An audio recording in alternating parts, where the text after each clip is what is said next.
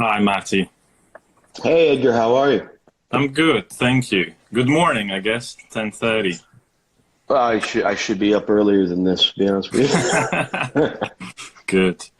Um, I think we can start. So it's a couple of minutes to half, but I think people are sort of still coming in. And if you do have questions, guys, do ask in that box, the question mark box. Please don't ask in the comments because it kind of gets lost usually. And I think, yeah, it all should work.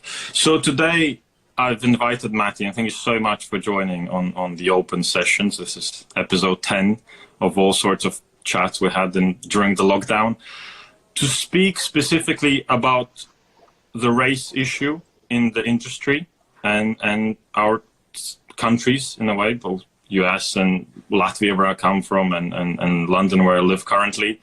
And also your less discussed projects, like I mentioned in the announcements. So I want to start with an easy one. Do you feel American? That's an easy one? I don't know. If that's easy, what's the rest of this thing gonna be like, man? Of course, I do. I actually do feel American. I mean, growing up, I felt it was confusing. You know, I'm a first generation Filipino American. My parents emigrated here about 2 years before I was born. So growing up, I didn't have a lot of interaction with other people. It was family and friends, and all I remember is get-togethers with other Filipino people. Right? But in school, I was always called Chinese. You know, growing up in the 70s. In the East Coast, it's like the Filipinos didn't really exist, and every Asian culture was lumped into a label of being Chinese. So, you know, that was, you know, I was too young to understand, to be offended by it, to be quite honest. I just almost felt normal, to be honest. So when did it stop being normal? When did you feel, okay, that's not me. I'm not Chinese to start with. Well, it started as you got older, you know, and education and forming thought and then understanding and sort of experiences. You know, when you're a child, you're spending a lot of time with your parents. When you're a child, you're spending a lot of time with family. And then you venture off into school and then you see friends and then you build relationships, right? And, you know, when I was about 14, we moved to California from the East Coast. And it was a whole different dynamic. And there was, I was exposed to different, you know, we moved into a neighborhood that was predominantly Latino, Mexican, and Black. So all of a sudden, coming from New York and New Jersey, where I spent my childhood, I was surrounded more by family and friends that were Filipino, but then I was always in school, it was always white people. So when I got here, all of a sudden I was surrounded by, that's where I really started to realize that, you know, my opinion started to form, my experiences started to form. When was that? So what year we're talking about when you moved? We're talking about the early 80s. Early 80s. And what was the thought process for those maybe who don't know? So you moved from New York to LA, and why do you end up in minorities neighborhood? Is it because kind of white people neighborhood are unaffordable? Are there legislations preventing you to go there? What was the situation then? I can't say it's legislation, but it was economic. It's strictly economic. It's where can you afford to live? You know, I think a large part of racism in the country has to do with economic and social inequality that's been established for years and years, decades, really, and housing, I guess, centuries. Housing is a big part of it, I guess, as well. The way geography. Oh, absolutely, absolutely, and how much your parents made. You know, I didn't feel. You know, we definitely weren't in a. I used to think we were middle class, but when I stopped to think about how much my parents actually made collectively to support the household, we weren't today. By today's standards, that would just definitely be. Below middle class, you know. So, you know, I ended up growing up, and I appreciate it. Actually, I'm happy that I did. You know, I learned a lot. You know, the first day in California, I think it was, I think I started in the middle of 8th grade here, you know, and I sat next to a kid who was a Chicano American, and he was reading a book, and he was almost done with it. It was the Autobiography of Malcolm X. And I asked him what he was reading, and he gave it to me. He said, "I'm done with it." And he gave it to me. And I still have that book to this day. It's the Autobiography of Malcolm X. And, you know, he subsequently, the next year when we went into freshman year of high school, he was murdered in a gang shooting on his birthday. His name was Fernie Baruman. And I'll never forget that experience of meeting this man. I only knew him for a year. This kid, you know, I only knew him for a year. And he was caught up in a gang lifestyle, and he was also somebody who educated himself. So he was my first introduction to somebody who's politicizing themselves and learning about things of race. Can you explain to those who might be kind of a bit oblivious maybe to how the gang style lifestyle works in US as well? For example, this kid you mentioned, how did he end up kind of in the gangs and subsequently shot? How does that happen when you do live in these maybe neighborhoods which are more dangerous? I can't speak to it. I wasn't in a gang. I was surrounded by them where I was growing up. This is Ontario, California, which is about 40 minutes east of Los Angeles. Mm-hmm. And you know, I can't speak to that. I can only speak to what I've seen. You know, I saw, you know, and it's a tough thing to do because how I grew up, and from what I know, you don't speak about what they do, you know, because out of respect, and also that's their thing. But all I can say is, you know, you don't want to divulge any of the secrets. You know, I'm not a journalist. Mm-hmm. And I do have a lingering respect for why they're in gangs. Not that from a criminal standpoint, but just as a social construct of them being in gangs. And you know, we've all seen films. We've all heard about gangs. Gangs have actually, in a way, exited our thought because people, you know, it has. Whether it's subsided or not, it's just not in the public consciousness. But, you know, it has a lot to do, to me, with social inequality.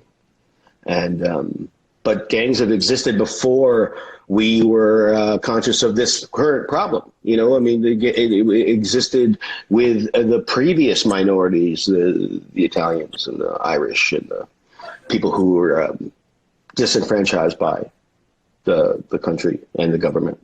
Because in the end, it is kind of even like a wording of ganging up, I guess, is part of just surviving as a minority if you're not represented anywhere.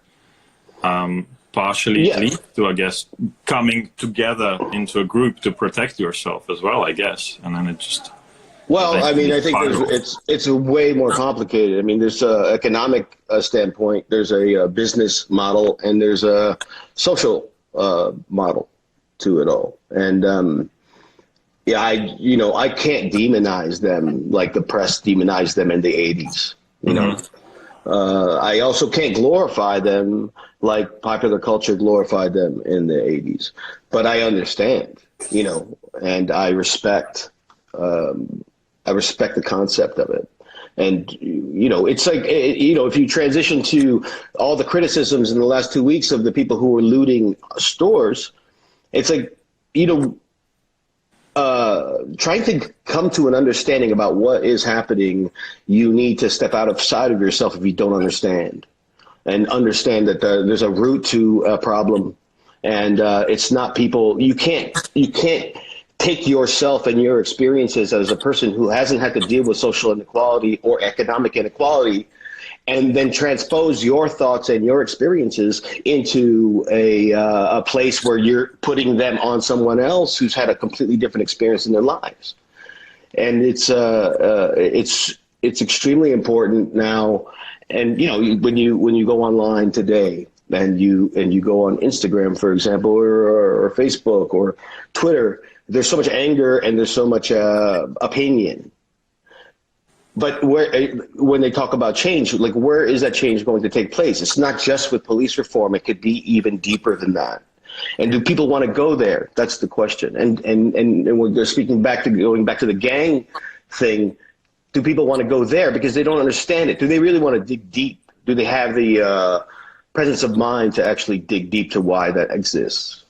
And I don't know if people do. Only be judged through their specific subjective prism, I guess, and hence that amount of opinions when you go on Instagram, constantly clashing opinions of people, saying as if their truth is the only truth, and it just leads nowhere. I saw even in your comments when you posted, I think, Black Swear and a couple other posts, the only word I could find is a mess. It's just a mess of opinions and fights internally instead of solutions, it feels.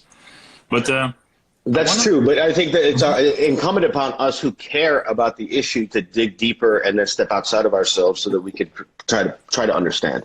And that's what that's why there's a lot of activists and authors and writers in the Black community that are trying to communicate that to people. You got to step outside of yourself, and some of the things that you say and have said, even though you are not racist and maybe you have progressive leanings, maybe you're not quite understanding exactly what has to happen. I guess the only solution is to listen and I guess ask questions. Listen, learn. We have time. Most of us are in lockdown, and in the film business, like you and I, we have time to do that. And in some ways, maybe it's a blessing for social change. True. Yeah, it is a form of a potential reset, or at least a form of potential education. Right. Through months and months of education. I want to ask you about that school situation. So you went to school in New York, but also you went to school in LA. What was that experience like for a kid like yourself? You were mentioning obviously being called Chinese. Did it continue in LA, or do the attitudes differ between New York and LA? There is a distinct. I mean, I appreciate that early on. I had a distinct realization that there's a difference between the cultures of both cities. Mm-hmm.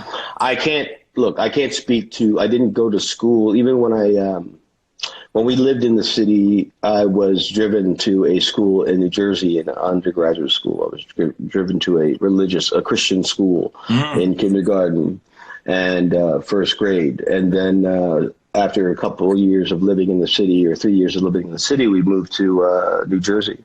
And I ended up going to public school there.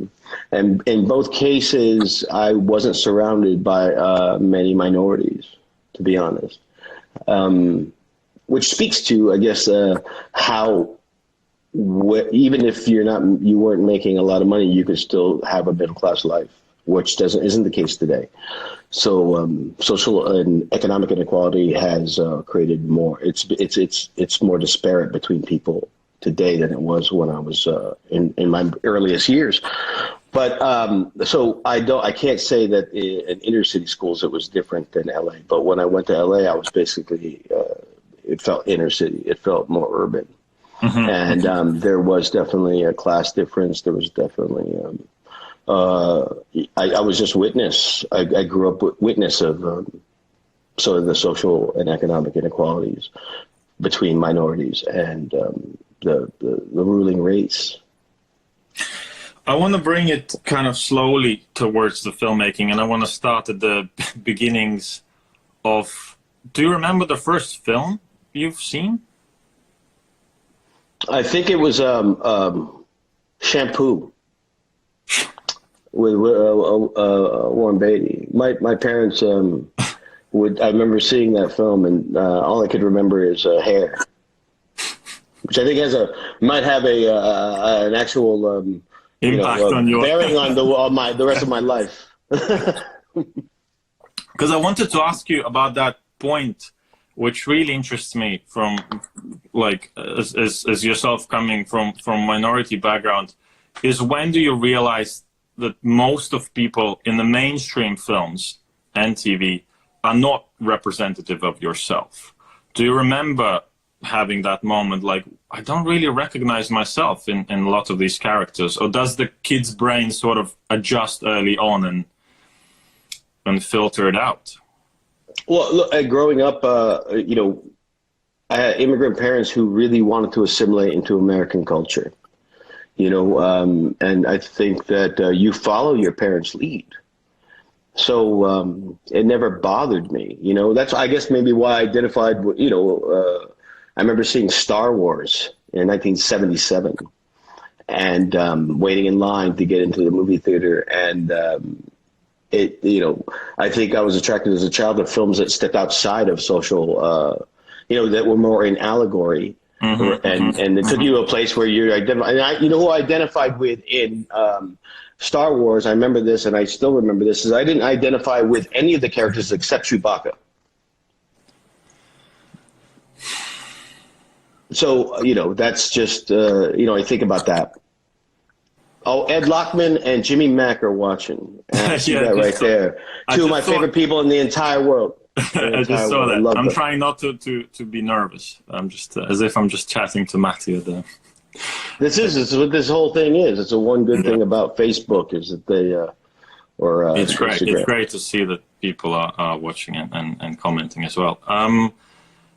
But then is that kind of, because I watched an interview where you mentioned watching Spike Lee's Do the Right Thing, and you suddenly see like, oh wow, okay, there is some form of discussion here. Does it happen later in life, always, with everyone, that at first everyone's sort of equal and you sort of borderline colorblind, and then eventually you understand, okay, there is a lot of disparities happening between what's shown in the movies, all these great escapist ideas, and then what's actually in the streets? I don't think anybody's individual experience speaks to the collective experience. Everybody has a different one, and it's important for me to say that you have to right now, for anybody who has been a activist or if of a person of color, is to respect that this moment in time right now is a Black moment, and we have to deal with a specific problem.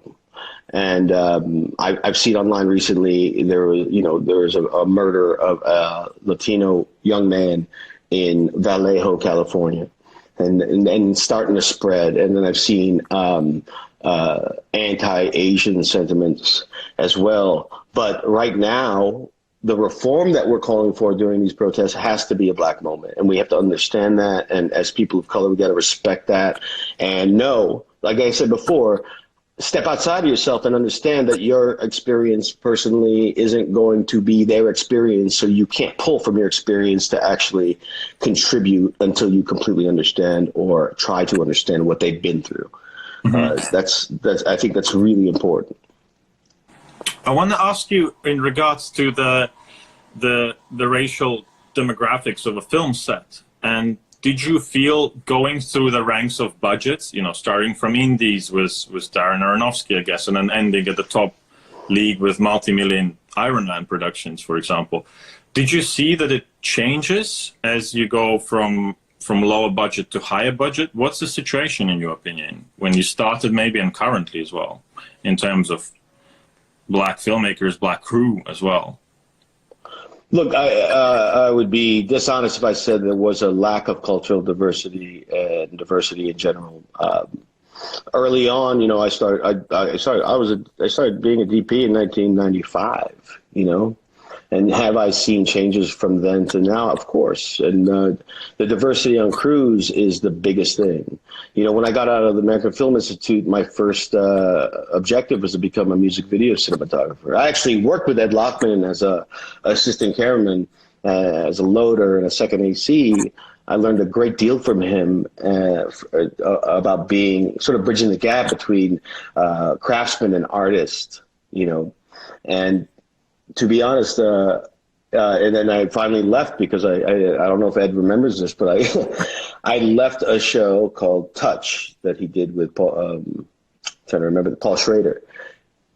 I for a music video with Ice-T. So I started my career shooting hip hop and rap videos in California, and there was diversity in there. So I've seen, I've been fortunate to see sort of the growth of diversity. And then you go into the recent years, the last 5-6 years of the Academy and the Academy Awards, and you see the push for diversity, and now the push to get people of color into the Academy. I've seen that happen, and that's all great. Look, that's all great, but I think it's been a very difficult 2 weeks of understanding that none of that's enough. None of that's enough. Because for all the people who have opportunity, there are so many people who have suffered through legislation that has made their education worthless, and subsequently there's going to be a social price to pay. Do you think it's mainly the social background issue as well to some extent? Like, what, in your opinion, in your personal opinion, when it's going to be enough? What is the goal to reach when you wake up and it's a just society? What is that society like, in your opinion? Look, I'm equal parts pessimistic and hopeful. So when I don't know about waking up to a just society in my lifetime. I think the fight has to. We're at a new beginning of it. Like, there was a new beginning with. And it's a slow burn. The civil rights movement in the 60s had to abolish certain legislation and create change. And then I was here for 1992, and I remember the riots for the acquittal of these police officers for Rodney King, and that made the city crazy. I was here for that. I was here for O.J. Simpson. I was here for, I was despondent 2 weeks ago when I realized that I had been through those riots in 1992, and nothing has gotten better. It's only gotten worse. So for me to be completely optimistic and hopeful is it feels ridiculous to me. But I do look at the youth of today, and when you take a generation, and I can't even label the generation, perhaps the generation hasn't been labeled yet, that are living through this time, that could grow up, educate themselves, learn, and have a philosophy growing up through their 20s. I feel like that's the hope. And if you think about that, a person like myself, I'm going to be feeble, old, cane-ridden. I'm going to be telling stories in a garden, in a backyard, in a front yard, by the time things actually change, and telling stories about my time and trying to draw a line between that and them. And that's where I hope. That's the only place I have hope in, is the future generations learning from today and looking at the mistakes that my generation made that didn't get there, because I was in my 20s in 1992. And, we didn't focus on it. And that's why today, when I look at it, I look at the problem. Like, police reform is only one element that we need to discuss, but it doesn't stop there. There's a systemic problem that leads all the way through to other issues. Why are we so polarized as a nation? Why are we polarized politically? And look at the Constitution, and look at the things that could change in the Constitution. Amendments. The amendments, by definition, means that you can change some of the things that are in there. Why do you think nothing changed? So 1992, so that's just under 30 years ago. So it's a whole new generation. So someone who was born on the day when riots started would be 32 right now. So insane. That's insane. Age. Like, it's literally, I was born basically when it was happening, right, but behind Iron Curtain. Right. Why? What's at the core issue, in your opinion? Is it people in power not doing enough? Well, the motivation in America, like, I can only speak for America, right? And maybe it speaks to, because of globalization, it speaks to other countries. Yeah, definitely. But legislation hides behind the concept of capitalism and economic growth, right? So we've polarized our society, hiding behind certain things like the economic growth and the prosperity of people. But there isn't a prosperity of people. If anything, the hiding behind the concept of capitalism, it's almost you're demonized in this country for speaking against capitalism, because capitalism is a construct that we were built on. This country's been built on, right? But and it goes again to the concept of thinking outside of yourself, to understand that, like, maybe we have to reinvest some thought into what are the choices we've made that have actually disenfranchised people because of our need to have economic growth. And step back, which means, and this is a Bernie Sanders concept, this is a Elizabeth Warren concept, it's a progressive concept. It's about it's not spreading the wealth. It's maybe people, the 1% has to have a little bit less and then a little bit more for everybody else, and you can regrow the middle class. And that doesn't come through tax cuts for the rich. You know, that always reminds me of the concept of looting. It's like they loot, we loot, you know? And so before you criticize a bunch of people going into a shoe store and taking shoes, think about what has been done to them year after year after year through legislation.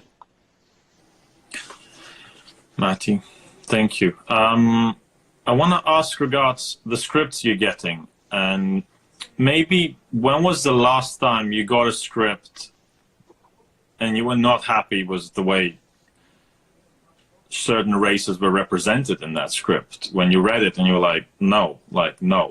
Does it still happen? Does it happen often? Or you haven't received anything like that for 20 years? I mean, I don't want to pinpoint anybody, but I haven't experienced that lately, reading scripts, but I have not. Mm-hmm. People are conscious. You know, we come from our business is born equal parts business, equal parts art, you know, and perhaps business maybe, supersedes the art part of it. But I have to say, I remember, you know, in the early 90s when I was in school at the American Film Institute, you know, Darren would call almost everything racist. And this is Darren Aronofsky that's racist. And he would point something out, like, that's racist, that's racist. And he was, you know, he is to this day socially conscious in that regard. Like, we grew up listening to hip hop, listening to KRS-One and Public Enemy, Chuck D, and listening to their words. And they're prophesizing things, and it was a life-changing moment, you know. And to put it in context, his point of view, would that be minority? Like, or would most of the film grads, film school people be sort of more progressive than an average person on the street? Like, or was he kind of a standout for those ideas in those times? It was a cultural thing, in terms of our popular cultural thing. It was predominant in our time when we were young. That look, Do the Right Thing was the film that made me a cinematographer. It's the film that made me a filmmaker, because it, like I've said many times, it made me feel like a person like myself could actually make films, and that could be a choice in my life to actually dedicate everything to. And Darren had similar leanings, you know, and we talk about those things, and there was an activist mentality to it that we could change the world by making films with social commentary. And Spike has, you know, to his absolute credit, has never let go of that, which is why he's one of our greatest American directors. And he you know, because he recognizes, even before my time of consciousness, he's recognized that disparity, and he's found ways to tell stories that point towards that disparity. Yeah, Spike always fascinated me for that, as throughout his whole filmography. Why do you think is that most do let go of their social conscious, and Spike doesn't? What's inside Spike that doesn't let him go? I think you'd have to ask him that. You know, I mean, it's a drive. Sometimes it's a driving force. When we're lucky enough to find something that drives us day to day, then you hold on to that thing. And that, you know, because it's truth. I guess it's the truth that you hold on to. And some people, when they become, you know, they have activist leanings. And this is a big problem with what everybody's saying today. When people actually get angry at other people and people get offended because maybe they said something wrong or they didn't, you know, they have a post that they put up and maybe that's tone deaf to people and activists that are dealing with today's problems, today's specific problem. You know, it's not truth to them, you know, because they're just saying what the party line that they've told themselves. It's like, I'm not racist. I don't look at the color of people's skin. Maybe that's just a party line, but do they believe it? Is that their truth, really? Or is it the thing to say? What has to happen is it has to become your truth, or it's not going to last. And Spike Lee is an example of his, you know, his work. It's his truth. You know, and it's as simple as that. Like, and go back and you have to re-examine yourself. You got to step outside of yourself and you got to maybe relearn concepts. True. Yeah, because I guess that's the difference between sort of the issue of Vogue, that it lasts usually half a year and then Vogue jumps onto the yet another issue without actually solving the previous issue or staying long enough to even analyze it. You can't. In half a year, there's not enough time to read all the books on the subject and watch all the films shot. And that's what really, if I may share my view as well. Please. I'm kind of lucky enough to come from the Iron Curtain side and then come to London, which is almost 15 years ago now. But I'm also lucky to have traveled US as well for certain projects and documentaries as well. And that's my big advice to people who have money, go to New York or LA. Of course, yes, see that. But if you have money for a second trip, take a car and drive through America from New York to LA. And you will see the actual America, because New York and LA is America, but it's at the most developed pinnacles of it, where everything is obviously there's amplitude of everything. But if you drive through all the little places and stay and have a dinner in some of the diners and pop into barbershops, have your haircut and speak to a barber there, and you will find out much more, I think, than just watching one side of news or the other side of news. It's all, I think, a bit more complex, than just going to these two cities. It's true. And you know, when you interact with somebody, you know, I remember going to a country and the first thing, when I go to Europe, the first thing I do, if I'm in a small city that's not Paris or Barcelona or Madrid, and you're in a small town, what do you talk about? You talk about football. You know, That's so true. You know what I mean? Like, you just go, if you're, you know, if you're in Poland, you talk about Lewandowski. You know what I mean? And then it's just like you just bring up something that's common. Like, that's our common language, and it's easy. You can judge a lot from who people support and what their beliefs are. I think it's a new religion of sorts, because everywhere we fly, and I'm sure it happens to you as well, that it's watched everywhere. It's very kind of diverse. You can Premier League top level stuff in all the different European leagues, and then there's tiny leagues everywhere. I remember being in Vietnam, and there was a match, I think Vietnam versus maybe Sri Lanka, I can't remember, but it was like the local cup to then qualify to maybe one day go to the World Cup, and everyone was watching. Like, literally every single person on the street was watching, so every face was illuminated green and blue, and it was this beautiful sight, and people kind of, yes, this is the reality of it. Or the same happened in Kenya and Tanzania when I was shooting. There was a interesting conversation I had with a cab driver there, that they only support clubs which have red in their logo because they feel it's the color of power. So they love Liverpool and Man U and so on. So they have their kind of local. Why is it strong? It's amazing. And suddenly you're like, oh, interesting point. Like, you know, you live here and you have your beliefs. So travel and go away from just the most popular cities, I think is. I have to. I met Johnny Marr one day through a friend, and he was a big Man U fan. And I had to be like, no, I'm a Man U fan, you know, because like typically in America, when you talk about Champions League, there's Man U or Liverpool or Man U or Liverpool fan. Yeah. Like these big exports. Or Arsenal. Yeah. Arsenal. Or Chelsea, and then they have the camps of like people. Right. But what I love is when people get into they get into the other leagues. Yes. And they have you know. Or the smaller clubs. The smaller clubs are actually interesting. There's a certain beauty of that. That's true. Yeah. So find common grounds, and that's gonna kick off your discussion. Matty, can I disconnect and connect you back, because I think there's a bit of a sync issue, and usually that helps. So you don't have to do anything. I'll just click across and then kind of reconnect you. Okay.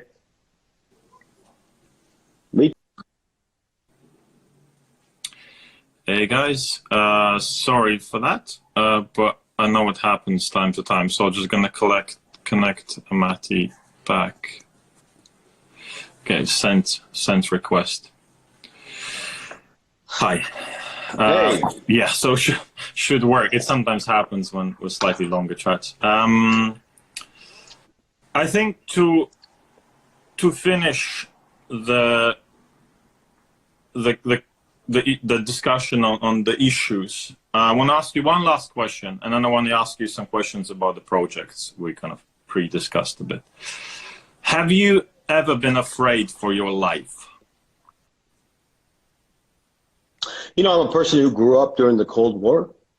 You know, we grew up under the umbrella of the possibility of nuclear war. So as a child, which everything gets dramatized when you're small, yeah, there was that first time. And then in my 20s, there was the AIDS epidemic. So there was that feeling. And then, you know, I feel like I've been fortunate in my life to be able to travel the world through my profession and in a global society as a global citizen. And then in the recent years, things have shifted towards a more authoritarian, populist, fascist sort of governments. So, yeah, a few times. And there's some specific times that I do not want to share on a Facebook platform. But I understand. Yeah, there have been times. Interesting. I want to chat. Yeah, so the first project I want to have a discussion with you is The Native Son. So Rashid Johnson's piece. And he's an artist. So it's an interesting one that it's not specifically a filmmaker artist, even kind of a fine art artist. Based on the Richard Wright book, which kind of steered the populace even when it came out. I read the essay by Baldwin where he kind of disagrees with the book. So there's a lot of discussion already in that material. When you got the script, and from the moment you started prepping and shooting, was there enough time to prep something of this complexity? How much time did you have to brew it? I think I met Rashid over the phone, maybe a month and a half before, perhaps 2 months. But I didn't really I had 3 weeks of prep initially. It was a very low budget film. Oh, wow.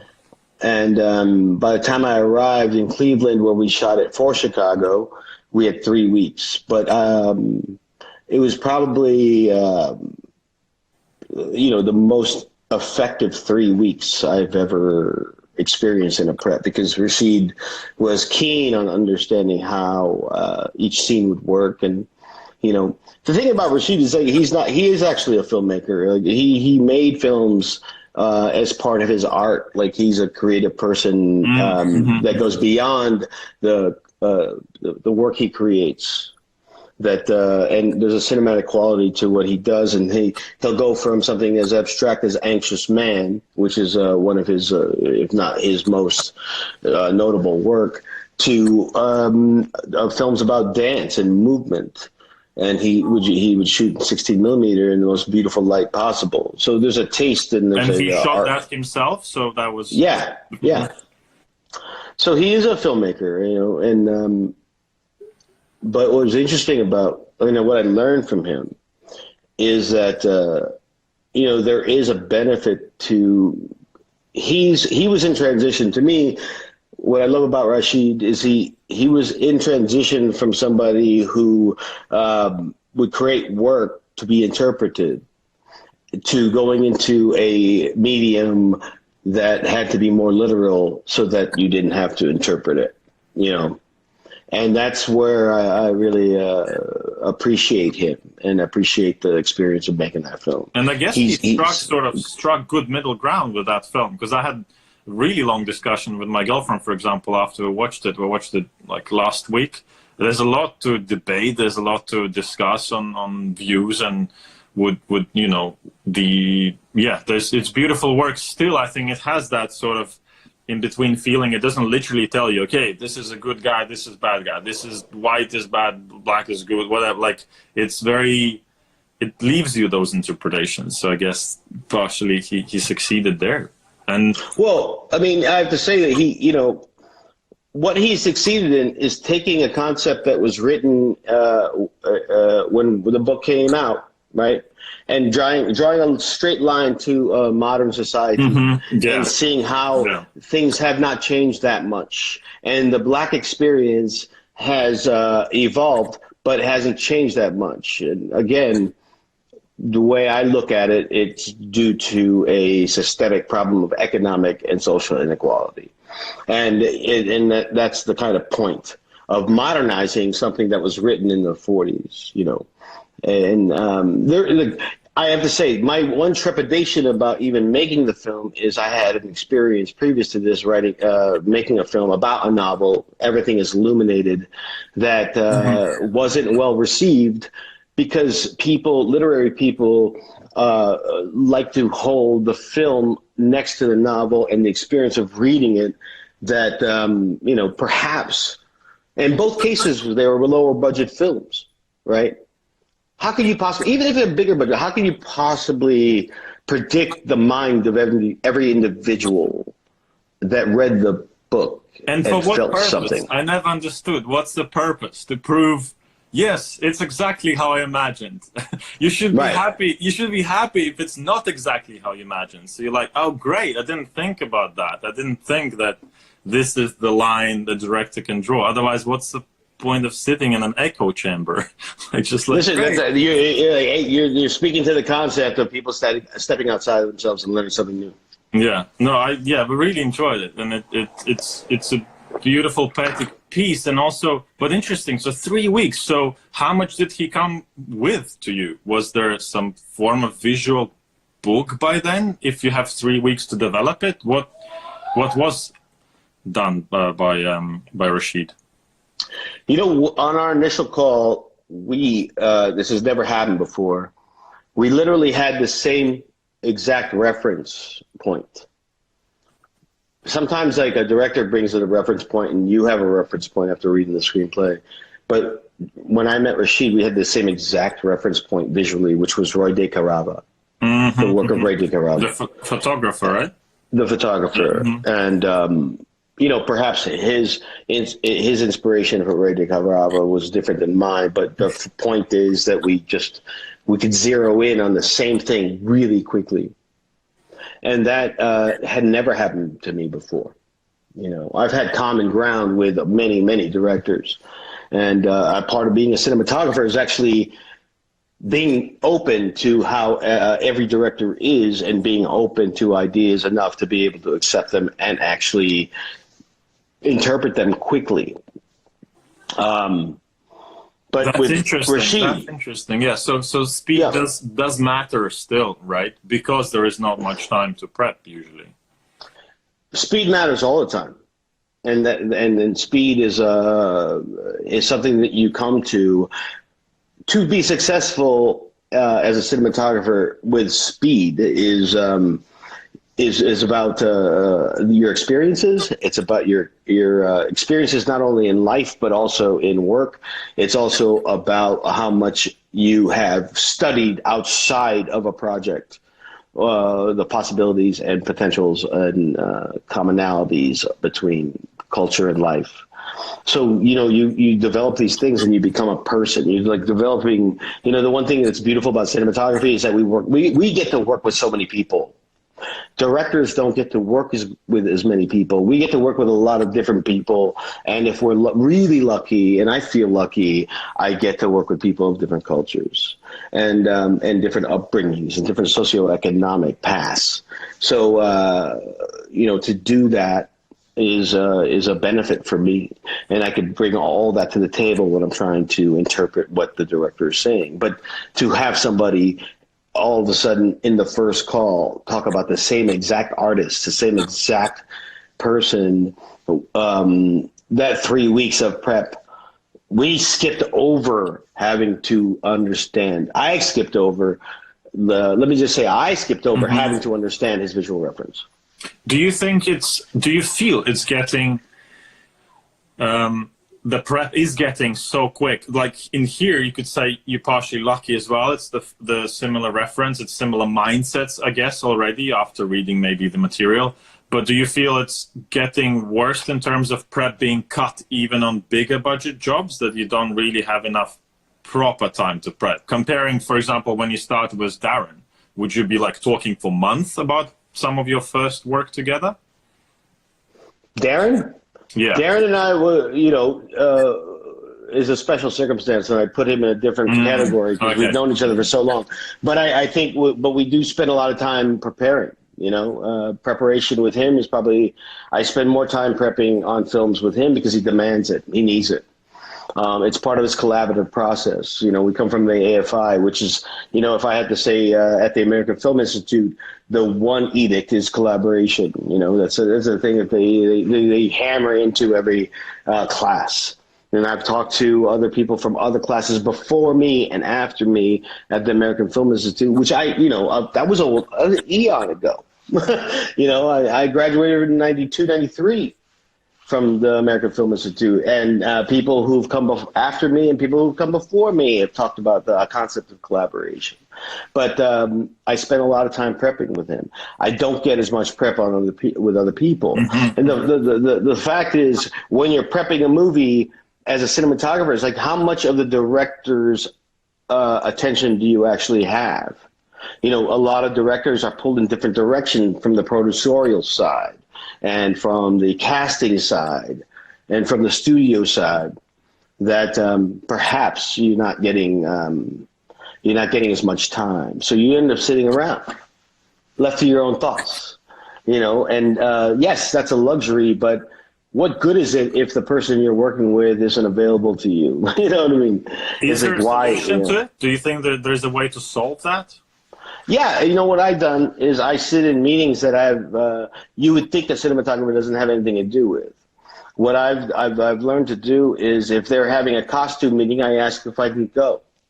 If they're having a meeting with the art department, I ask if I can go, just to be an observer. It's like information is key. Learning is key and understanding is key. And then perhaps it doesn't speak necessarily directly to what you have to do as a cinematographer, as a craftsperson, but it's definitely going to give you some insight. Yeah, at least you feel in a loop as well, I guess. Well, it gives you insight on the directorial process and that person's process. Look, every director preps a film a different way. Every director thinks a different way. Every director, some want a shot list, some want a previs, some want to do both. Mm-hmm. And as a cinematographer, you have to be ready to do anything, but you have to be malleable to that process. And if you need something also, the more time you spend with the director, the more comfortable you're going to be, especially if you don't know them, to be able to ask them or present the problem to them. Because in my experience, production always avoids asking them the hard question because it's based on money, and they're afraid that the director is going to be defensive because it's a money conversation. But as a cinematographer, we're almost a gap, a bridge between the concerns, the practical concerns, and the creative concerns. You know, because I don't know why that fucking happened. I don't want to be a bridge between practical concerns and creative concerns, but you know, cinematography has become that for me. Is there some sort of fear to ask questions, basically? I don't have fear. I don't have fear. But it's like, why no one else at that meeting does it? Is it just no one wants to offend each other by just asking, hey, this is not enough? This location is shit. Let's think about being a director. Think about stepping outside of yourself and being in your head, how hard that job is to be a director. To be somebody who's responsible for not only the cinematography or the look of the movie, but they're also responsible for creating a flow between their cast, creating a tone between all departments. And then also having to deal with the political side of the high end studio conversations that they have to hear, and then have to communicate some of the stupid things they hear to people like myself or yourself. That's a big thing, you know, and I think we need to understand that that's a big thing, and we have to have sympathy for it and help them. It's so true. It's part DPing, part psychotherapy, usually on the shoot days as well. Right, and we do that. We do the same thing with our crews. We do the same thing with our crews. When they're unhappy because of the conditions, we could either go to the production and help their conditions. Maybe we do that, or we can go to the higher ups, and or we go to them and say, just, you know, this is the situation we're in. This is what I've learned based on the conversations that I've had. Mm-hmm, mm-hmm. We all have to just deal with it, you know. True. Or it's like you go to the higher ups and people who have decision making and money decision power, and just say, we're not going to be able to do this. You should talk to the director directly. I'm not going to talk to him. You talk to him and tell him he can't do it. Mm-hmm. Or she can't do it. And then I guess you've shot it pretty quickly as well, talking about Native Son. It wasn't like a long job, right? About a month to shoot or something, I read? Something along those lines. It was a very short shoot. I think it was 25 days or 20 something. But, you know, the thing is, we photoboarded the whole thing. I mean, that's the thing. In 3 weeks of prep, I would have never photoboarded a film with any other director I've ever worked with but Rashid. You know, why is that? You know, one, I think is because it's an independent film and he didn't have those burdens of dealing with the politics of how the film was set up and what the ask was and what was needed and what the expectation was. It's like he was left to his own devices because it was an independent film. So he could actually dedicate time to photoboard the film, which was amazing. And that went a long way to understanding what we're going to do on any given day. Did we stick to it all the time? No. We augmented it. But the preparation for any film is having a plan to go into every scene, but the more you're prepared, the more you could improvise, and that's a key. Do you feel that freedom you talk about that he had and you to storyboard, to photoboard it? Do you feel it goes eventually past a certain number of dollars? So when you reach a certain budget, the risks are kind of higher, they don't have time, blah, blah, blah. So you just don't even have time and to do it or something. Like, why does it disappear, that freedom to create? Because we have expectations from our financiers. As simple as that. I think that once you get into a situation... Usually that means kind of rounded corners. Usually that means easy solutions. No, it becomes less time to spend working on a scene. It becomes spent... The director's attention is brought into other aspects of making the film that are important to the 10 producers, but not so relevant for the people who have to execute the goddamn movie. This whole thing is like complicated and simple at the same time, which weird. It is, yeah. You do it sort of a few times and you get the hang of it. It's just for some reason, I think more people are on Instagram, so there's sync issues sometimes and it sort of drifts in half an hour or something. So I tend to reload it. That's experience talking. I like that. I never expected, never done interviews in my life before, but done enough doc to sort of watch how some people are much better to it. But it's good time. I think it's the best film school a lot of people had us think as well. It's just so many great talks on all sorts of topics. Well, I think the benefit of our time during the pandemic is that we have time to share things. It's about reflection and sharing. I think what's going to change massively for the generation, like my brother is 8 years younger and he's also kind of breaking slowly into the industry, is also they think differently about contacting people. Like even me, like I just kind of messaged you and then we chatted and agreed to do this. So there's this slightly barrier broken to actually talk to people you would like to talk and see what their opinion is, and you can ask, like Deacons had his forum for some time and so on, so people can like ask very specific questions about I know. I mean, isn't that incredible? Like I've done that. I've listened to people's talks and I've learned from them, and like usually our lives are so busy we don't have time to do that. It's funny because you asked me a question. I forget. I'm not trying to forget. I can't remember. Yeah. It was a Zoom. It was on Zoom. Zeiss, maybe Zeiss. I think it was. It was a Zeiss call that you asked a very interesting question about how social media informs your references or something like that. And it's a really interesting question, which is why I wanted to do this. Thank God I asked that one. But it fascinates me because I think it's also, like you mentioned, you were kind of mentioned it, if it's capitalism in an American way to some extent, if that issue is even discussed behind American doors, or West Europe, talking about, say, Black Lives Matter movement, it's massively discussed, like for few weeks non-stop in all the kind of Russian DP circles and WhatsApp groups. There's a lot of discussions and people have different views, but it has never been discussed. It's suddenly like people like, oh, okay, this is my view, and someone says, well, my view is this. I've been to those countries, I've seen this. So suddenly world is like so much smaller. And even when I mentioned to some colleagues of mine who speak Russian, obviously they know you, and they watch some of your Zooms and Insta, like you've been doing these last weeks as well. It's massive kind of world film school and world exchange of ideas, I think, as well. And it's never been like that. I want to ask you about working with another artist. So Alex Prager, the photographer, who then moved into filming. I think I saw her in the comments somewhere here at some point.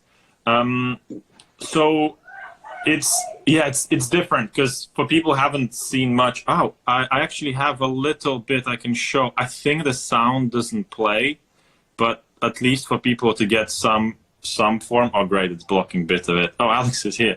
So she has very particular style, and I'm fascinated.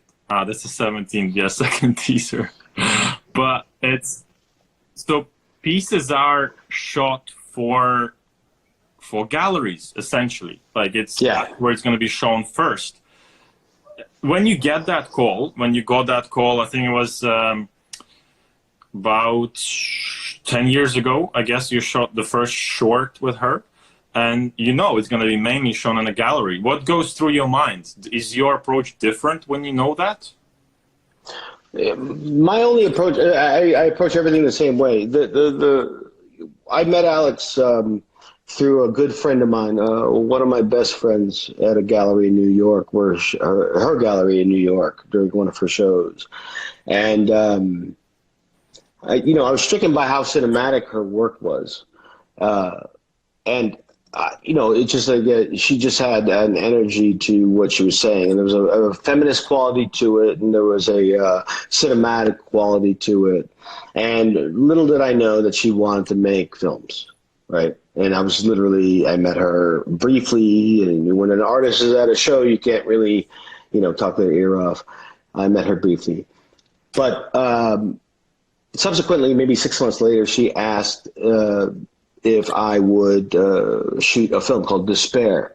Mm-hmm. And that was her first foray into motion pictures. And I jumped at the chance because here's the thing. It's like as a cinematographer, it gets a bit we deal in visuals, and you probably have had this as well. But sometimes we feel like the visual can speak enough without the dialogue, right? And when I met Alex, I could see that conceit. I could see that concept, and in the script, perhaps it didn't make fluid sense from what my experience had been previous to that.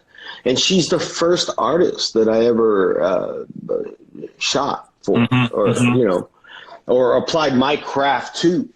And it was a meeting in the middle in a way. But I was really, it was a good exercise, not exercise, but it was a good experience in the sense of, how do we turn this prose that we're used to poetry?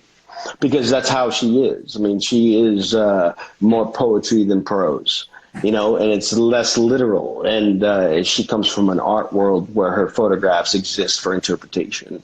And what I love about the art is it is up to interpretation. And there's less onus on the fact that you have to communicate to the lowest common denominator. And there's something cool about that, and there's something that's something that people should strive for, to understand. And I'm really happy to make Despair, and then we went on to another film. We've done 3, I believe, and the one that you referenced there was the very latest one, and Play the Wind, right? Play the Wind, and it's evolved. It's completely evolved because she's in transition. But she just has a world of references that and a quality and a desire to sort of tell her life story through her images.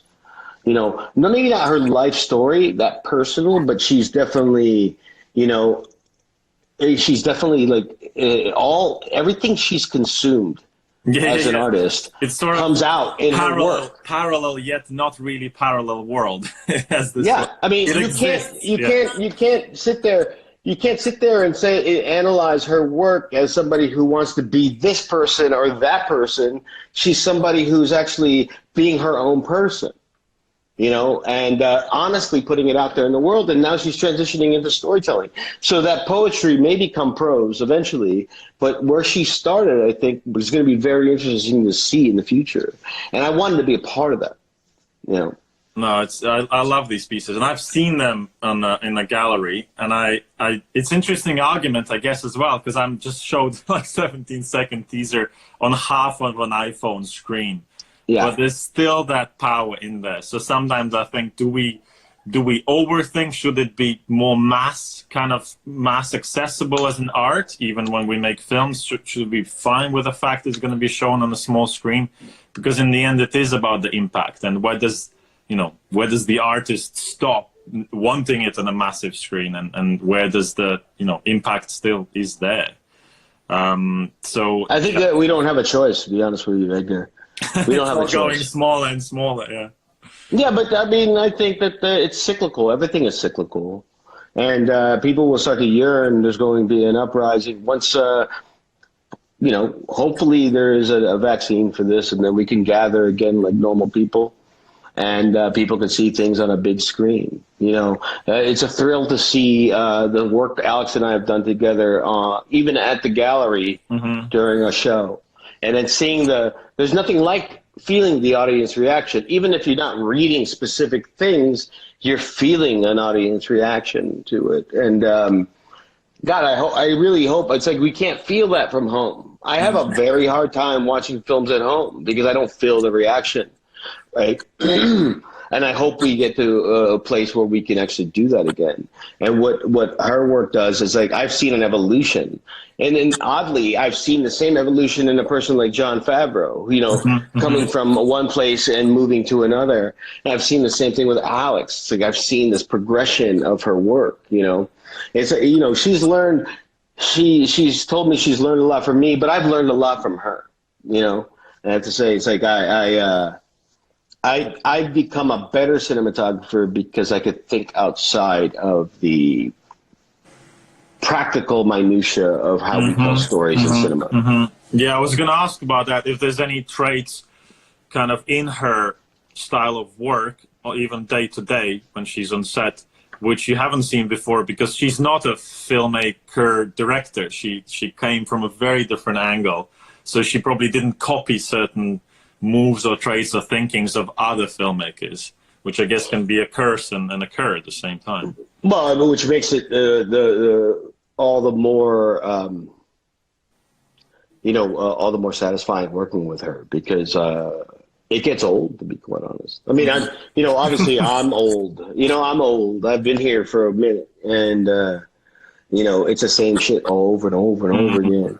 And when you meet somebody who brings something new to your life, that in a new perspective, and it's a sort of this meeting of two experiences into a creative center. And I enjoy that collaboration because she's brought to me a different way of thinking, and maybe all I could bring is sort of a technical aspect of how the mundane nature of cinema could possibly be. Bring it down to earth, yeah. But talking about that sort of same old you mentioned, is that something how you choose your scripts these days as well? They have to be very interesting to you or director, or how do you avoid kind of being bored to death with the process? Well, it goes back to that an earlier question, really, about at its base reality, I think I look for something that makes me do something I haven't done again. I've done before, and I don't really want to repeat myself. And I think it's very dangerous as a cinematographer to repeat yourself. Because I look back at the work of Ed Lachman. I look back at the work of Owen Roizman, and I see the diversity in which they shoot films. And I've always patterned myself after people like that, because I think that you don't want to repeat yourself. You want to tell different stories, maybe be in contact with different cultures, and perhaps from an entertainment standpoint, be in contact with different genres. So, and then it brings something else out on you, or else it's over. It's really over. Like,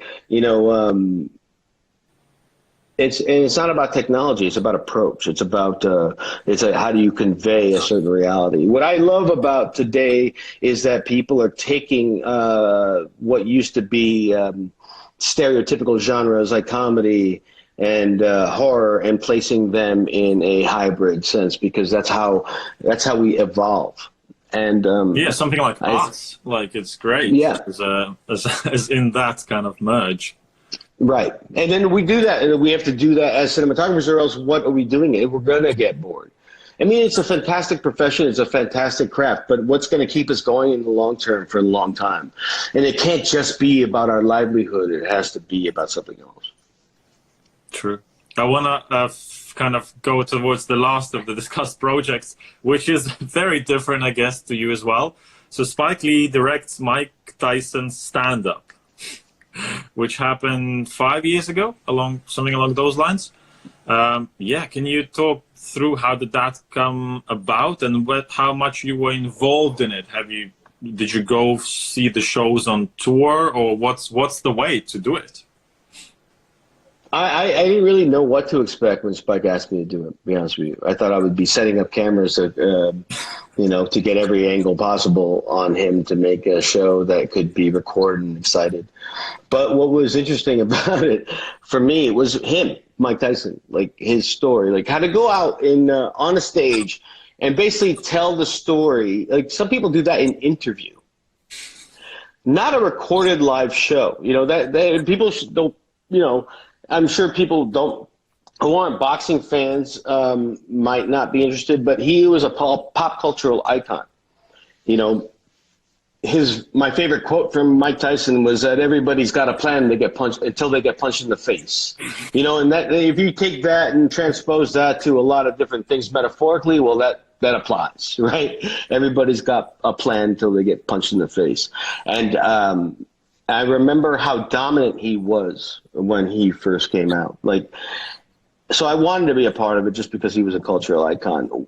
What he's done, perhaps, his life, everybody's life is checkered with things that they could regret. But his story had to be told, right? And what was interesting from a technical standpoint is, like, I just basically worked off the lighting that was created in a previous show in Las Vegas. And I was, I was intrigued. I'm like, what could this possibly be? I had no idea what it was. And it wasn't really recorded. I didn't have the benefit of watching it, which is probably a good thing.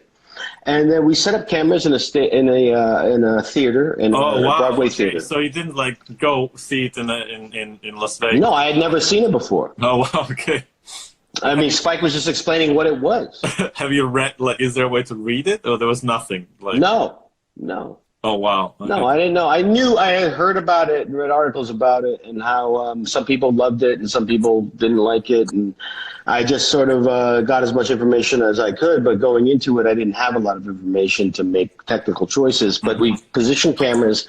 I think it might have been at the Belasco Theater in New York. I'm not sure exactly, but it was a small Broadway theater in New York, and what became interesting, I didn't know how it was going to go down. Like, I thought maybe I'd be on the camera, and then I'd have all the, I was able to employ a lot of my friends in New York to be on cameras, and that was fun. And then I ended up being in a booth as a technical director, basically speaking to all my, past collaborators who I put on different cameras.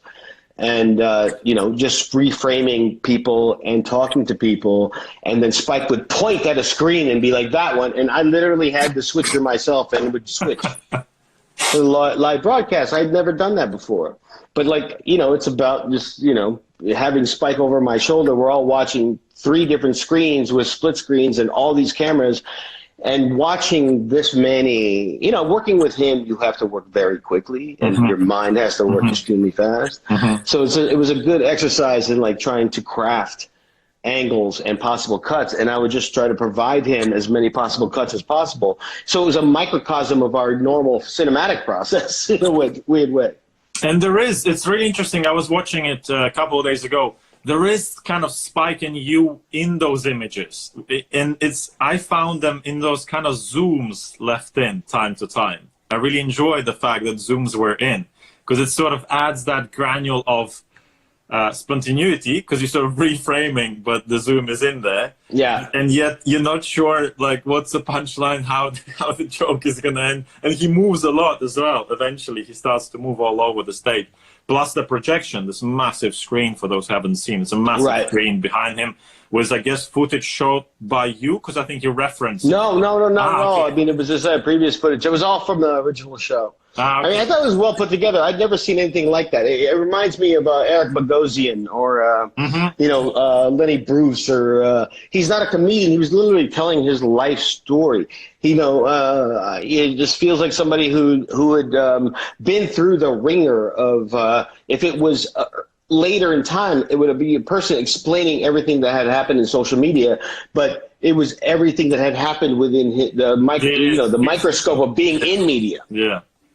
That was an interesting thing, and it's it should be, the idea and concept of it could be taught in communications schools. It's true. Yeah, and also it's a predecessor, really, of the potential of social media.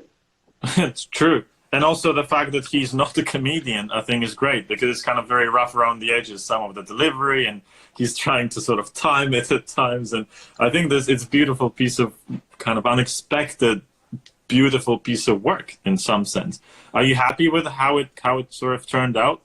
Will you ever do a stand-up again? I've done a couple with him. Spike and I did Passing Strange, which is a play, the beautiful play. Okay. But I wish I would have done. Look, if I to do it again, I would love to light it differently and use different cameras. To be honest with you, in both cases, and we also did a concert for Cat Williams where it was a live show. What I love about working with Spike is he'll ask me to do something that has nothing to do with what we did last time. But because his trust in me will never go unrecognized. because he lets me think outside of my usual existence. Do you remember the very first call, I guess, you got from him? Do you remember that, receiving it, or the first day actually on set? No, absolutely. I remember getting a call from my agent at the time saying that Spike Lee wants to meet you tomorrow. And I think I went into a catatonic state where I actually don't remember that day, but I remember getting the call. And then meeting him, I really had to do everything in my power not to be a bit starstruck by the moment. And if you're lucky as a cinematographer and you get to work with a hero, it's very important for you to just separate yourself, your past self, from your present self, and then work as a collaborator. And I learned that the hard way in many cases. I've blown meetings because of my, early on, I've blown meetings completely because of my adoration for the person I was meeting. And but I didn't want to blow that one, But there's, again, I have to say, the first time I met Spike Lee, it validated why I was so appreciative of his work, because it did speak to me when I was inspired by him and Ernest Dickerson, who I also worked with. Like, I was inspired by them, and meeting them and working with them validated why, in every way, shape, and form. And I guess you can easily blow it because they just want to be talked like normal people, right? I guess that's what you mean by blowing it. Like, how can the meeting go wrong, for example? For those who might... Well, because you're talking about things that aren't important. You're talking about, maybe anecdotes don't have to do with your experience as a filmmaker. The anecdotes have to do with things that you've seen on TV with them. That's ridiculous.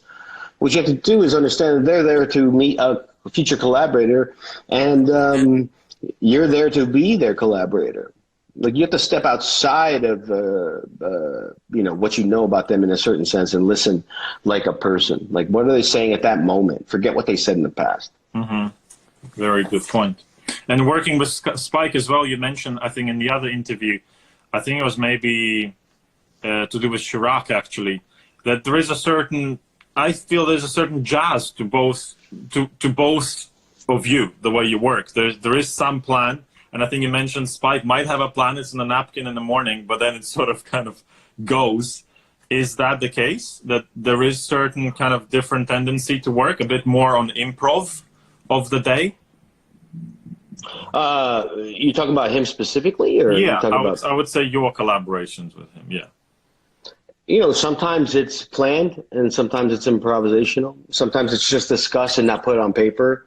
I'll tell you one thing, it's not shared with production. He's an auteur in the finest sense, where it's like he knows. Look, Spike has a responsibility to, and he takes it on very responsibly to make the day. Mm-hmm. To know that he's not going to risk the budget because he's worked hard to get the money to make a film. He appreciates that, like an independent filmmaker to this day, that he appreciates what he has to accomplish on any given day, and he crafts it that way. And when a director is taking that into account, the ask starts to fit the means that you have. Whereas a majority of the time, the ask doesn't fit the means and conflict ensues. So that comes from experience of being an indie filmmaker and just carrying that through as a philosophy for his whole career. That's a very good point. So sort of stay on the day, but you can improvise as long as you can finish on time. Don't lose. Well, you could also you could borrow from this day to take to another day when you start to think about it. And it's like it's a concept that again, I learned this in working with Bradley Cooper on A Star Is Born. Is that you're always thinking of how to make the film better. Spike Lee does the same thing. Darren Aronofsky's contemplating the screenplay. They're always there trying to make the film better. As cinematographers, we have to be ready for improvisation. Or else we're not going to make the film better. You can't, like, the storyboards, the shot lists, the schedule is not a motherfucking contract to production. It's just, this is the guideline that we're about to do. Well, guess what? We're going to change it right now, but we still are responsible to date the next day, you know, and that's important. True. That's so true. Matty, I'm going to ask my last question. I need to let you go. Yeah, I'm exhausted. I'm sorry for this. But does it get easier with years? I think it depends on who you are and what you're trying to do. If it starts to, parts of it get easier. But let me just say this. Some of the cinematography bits after the digital technology and the takeover of digital technology have become easier because we don't have the exposure anxiety that we did when we were exposing film, and we didn't have to wait the next day to see the image and hope it wasn't black or just underexposed or overexposed, or our timing lights were way off. But if you're still creative, it opens you up to observe other things, and a lot of that has to do with how to help the director in terms of performance and tone, and how to get inside a scene and outside of a scene. So it gets easier in some respects, but then you take on more. So it's individual. It's an individual concept, whether or not it gets easier or not. If it gets easier, I think that you're not working hard enough. If it stays the same or gets harder, then you're still doing it. That's true. Matty, thank you so much. I appreciate it, man. Good talk. It's great. Thank you. And yeah, thank hopefully you, man. see you for a beer in London or LA anytime soon. Yeah, or somewhere else. Yeah, true. Thanks. All right, stay in touch, man. Thank you. Thanks, man. Good job. You. Cheers. I appreciate it. Have a good day. Cheers.